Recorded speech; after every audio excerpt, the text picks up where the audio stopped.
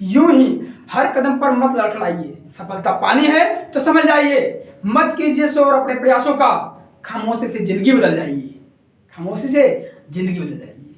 चलिए दोस्तों, स्वागत है आपका होम टॉप स्टडी चैनल पर। दोस्तों, आज आपको हम नंबर ऑफ फैक्टर्स तथा गुणनखंडों की संख्या पार्ट नंबर 9 में बताएंगे।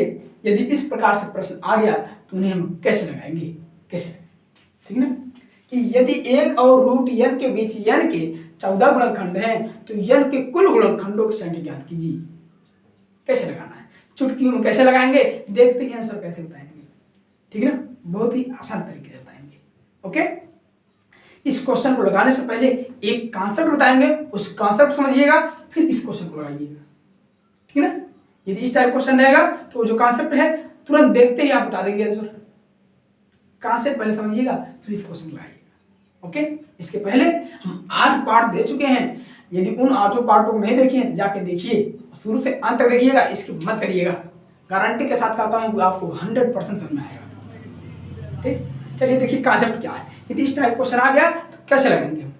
सबसे पहले इसके पहले हम बताए थे पार्ट नंबर 8 में आपको, यदि कोई भी परफेक्ट स्क्वायर होगा तो उनके कुल गुणनखंडों की संख्या विषम संख्या होती है, ठीक है ना। जैसे कह दें 4 कितने गुणनखंड हैं, 3 है।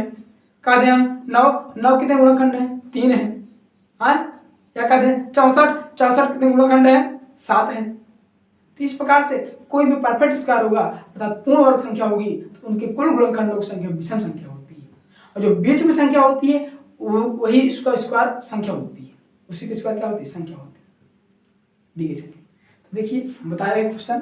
सबसे पहले कॉन्सेप्ट को आप समझिएगा,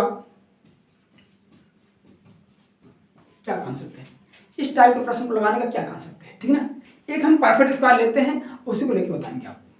कोई परफेक्ट स्क्वायर मान लीजिए 64 है, 64 परफेक्ट स्क्वायर नंबर 1 नहीं, किसका है, 8 का स्क्वायर है। ठीक, इनके गुणनखंडों की संख्या क्या है, 1 2 4 8 16 32 और क्या 64। यहाँ पर कितने गुणनखंड है, 1 2 3 4 5 6 7, कितने गुणनखंड है, 7। हम बताए थे ना कि कोई भी परफेक्ट स्क्वायर होगा तो उनके गुणनखंडों की संख्या विषम संख्या होगी। किसी भी संख्या का सबसे बड़ा गुणनखंड स्वयं होता है। सबसे बड़ा गुणनखंड क्या होता है, स्वयं होता है। सबसे बड़ा और सबसे छोटा गुणनखंड क्या होता है, 1 होता है। सबसे छोटा, ये सब बता चुके हैं, लेकिन आप देखिए आराम से। किसी भी संख्या के सबसे बड़े गुणनखंड क्या है, वह स्वयं है, और सबसे छोटा गुणनखंड क्या है, 1 है। क्लियर है जी, क्लियर है। अब इसमें जो बीच में संख्या होगी उसी का स्क्वायर संख्या होगी। तो बताइए ऐसी कौन संख्या जो बीच में है, 8 देख रहे हैं आप, यहाँ पे 8 देख रहे हैं। इसको डिबंग कर दें, चलिए इसको इस प्रकार बना देते हैं, चलिए इस प्रकार बना दें। ठीक, अब 8 के पहले कितने गुणनखंड हैं, 3। 8 बाद कितने हैं, 3, अर्थात जो 8 है वह मध्य में, एकदम बीच में। और इसी को हम क्या लिख सकते हैं, रूट 64। आया समझ नहीं आपको। जो संख्या होगी परफेक्ट स्क्वायर, उनके गुणनखंडों की संख्या विषम संख्या होती है। जो बीच में संख्या होती है उसके ये स्क्वायर होता है। लेकिन कब, जब ये आपका क्रम से लिखेंगे तब, जब ये आपका गुणनखंडों की संख्या असेंडिंग ऑर्डर में रहेगा, बढ़ते क्रम में रहेगा तभी। ये नहीं कि एक लिख दिए 64 फिर ये सब। जब आपका असेंडिंग ऑर्डर बढ़ेगा तो उस कंडीशन में जो बीच में रहेगा उसी का स्क्वायर 64 होता है। देख रहे हैं ना, 1 बाद 2 2 बाद 4 4 बाद 8, बढ़ते क्रम है, असेंडिंग ऑर्डर है। उस कंडीशन में जो बीच में होगा उसी के स्क्वायर दी गई संख्या होती है। तो 8 का स्क्वायर करेंगे, 8 गुणे 8 का 64, तो ये आप हो गया। अब इसी 8 को हम लिखते हैं रूट 64। क्यों, यदि 64 को वर्गमूल निकालेंगे तो 8 ही आएगा ना। यहाँ पे देख रहे हैं, ये बड़ा क्या आ गया, 64 आ गया। क्या गया, 64। अर्थात हम कह देंगे कि जो n होगी परफेक्ट स्क्वायर होगी। जो n है ना हमेशा परफेक्ट स्क्वायर रहेगा। यदि इस प्रकार से प्रश्न पूछेगा तो n जो है हमेशा परफेक्ट स्क्वायर रहेगा, पूर्ण वर्ग रहेगा। यहाँ पे ले लीजिए रूट n जो है, रूट n ये है, इसके पहले और इसके बाद जितने गुणनखंड इसके पहले होंगे उतने गुणनखंड इसके बाद होंगे।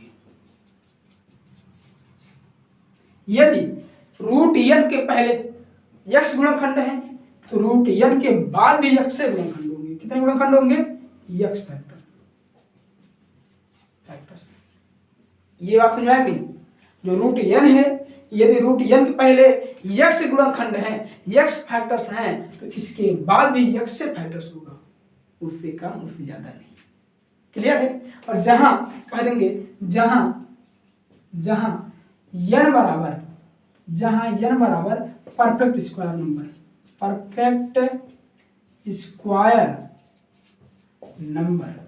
पूर्ण वर्ग संख्या, हिंदी में बोलते हैं पूर्ण वर्ग संख्या, मतलब जो किसी न किसी संख्या के स्क्वायर होगी।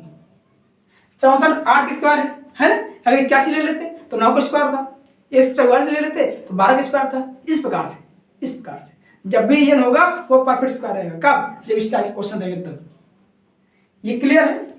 तो रूट n जो है इसके पहले जितने गुणनखंड हैं इसके बाद भी उतने गुणनखंड होंगे, इसके बाद भी उतने ही गुणनखंड होंगे। ये आपको क्लियर है? ये क्लियर है? तो क्लियर है, इसको छाप लीजिए। फिर क्वेश्चन चलते हैं। क्या क्वेश्चन चलते हैं? कई क्वेश्चन देखेंगे इस टाइप को, कई क्वेश्चन, ठीक है ना? कई क्वेश्चन देखेंगे। आप देख रहे हैं 8 के पहले 3 गुणनखंड है, 8 बाद भी 3 गुणनखंड है कि नहीं? ये तो 64 रूट 64 8 ही है ना? करिए फिर आगे देखते हैं। ठीक है, चलिए देखते हैं इस क्वेश्चन का आप कैसे लगाएंगे। ठीक है ना? चलिए सॉल्यूशन। यहाँ पे लिखा है कि 1 और रूट n इनके बीच में कुल कितने गुणनखंड हैं? 14 गुणनखंड हैं। कितने गुणनखंड हैं? 14 गुणनखंड। जब इनके बीच में 14 गुणनखंड हैं तो कह देंगे हम कि रूट n, तब रूट n के पहले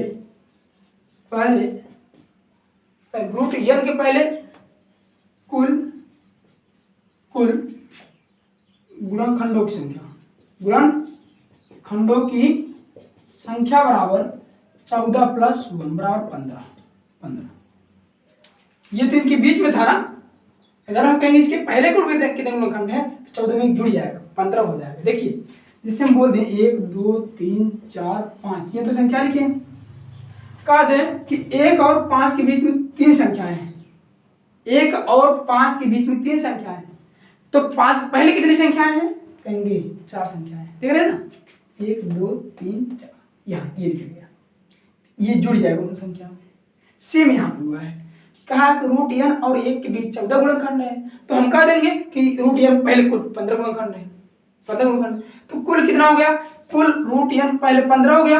अब हम बताए हैं रूट n के पहले जितने गुणनखंड होंगे रूट n के बाद भी उतने गुणनखंड होंगे। 15 इधर भी होगा, रूट n के पहले हो गया 15 और रूट n के बाद भी 15 हो गया, क्योंकि यदि कोई परफेक्ट स्क्वायर नंबर है तो उनके पहले जितने गुणनखंड होता है, ठीक ना, डिजिटल संख्या के, उसके बाद उतना ही होता है। तो यहाँ पे 15 15 30 और एक ये जुड़ जाएगा, 15 + 15 + 1 बराबर कितने गुणनखंड हो गए? 31। Option number C. आसान तक नहीं? लगा लेंगे जी, वेरी गुड। देखिए कि अगर कहा दिया रूट n और 1 के बीच 14 गुणनखंड है तो कह देंगे हम रूट n के बीच तब 15 गुणनखंड है, ये जुड़ जाएगा। अब 15 हो गया तो इधर भी 15 हो जाएगा, 15 15 30 और 30 में एक ये जुड़ जाएगा, ये भी तो एक गुणनखंड है ना? है? अरे लिखे थे अभी, आप देखिए हम क्या लिखे थे अभी, इसके पहले हम लिखे थे कि 1 2 4 8 16 32 और क्या 64, ये तो रूट 8 था, यही क्या रूट 64 है, रूट 64 था जो 8 है, ये रूट 64 था। इसके पहले 3, इसके बाद भी 3, उसी कंडीशन, इसको नोट कर लीजिए। अब इसी पर हम क्वेश्चन दूसरा बना देते हैं, यहीं पर नंबर चेंज कर देते हैं, तब बताइए, ठीक है ना? चलिए छाप लिए। ये देखिए आपको समझाए, इसको आपको लिखना नहीं था, ये भी समझाएंगे, हो गया ना? चलिए अब हम केवल हम ऑप्शन चेंज कर देते हैं, क्वेश्चन चेंज करते हैं। आप बताइए कौन सा हो जाएगा? यहाँ पे दे रहे हैं 14 के स्थान पर हम 29 कर दे रहे हैं कि यदि 1 और रूट n के बीच n के 29 गुणनखंड हैं तो n के कुल गुणनखंडों की संख्या बताइए। ठीक है ना, हम ऑप्शन दे रहे हैं 58 और 61, 60, 65।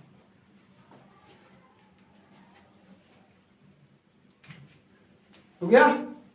चलिए अब देखते हैं कैसे आएंगे। ठीक है, देखिए यहाँ पे रूट n है, इसके पहले ये क्या आपको मिडल नंबर है ना, तो बीच में रहेगी आपकी मिडल संख्या, बीच वाली संख्या। 1 और रूट n, 1 और रूट n के बीच कितना है 29 है, तो इसके पहले कुल कितने हो जाएंगे 29 प्लस 1, 29 प्लस 1 बराबर 30।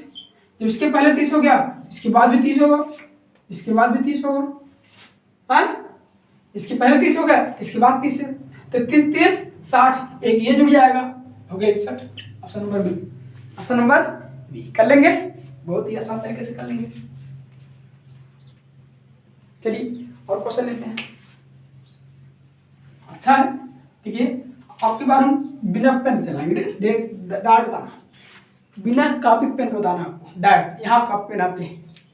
ठीक, यहाँ पे हम कर देते हैं, क्या करते हैं 9 कर देते हैं, क्या कर देते हैं 9। 1 और रूट n के बीच n के 9 गुणनखंड है, तो n के कुल गुणनखंडों की संख्या ज्ञात कीजिए। ऑप्शन दे दें,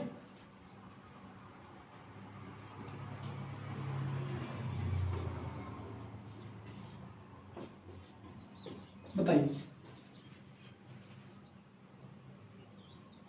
देखिए हम बता रहे हैं 1 और रूट n के बीच n के 9 गुणनखंड है, कितने गुणनखंड है 9 गुणनखंड, तो n के कुल गुणनखंडों की संख्या बताइए।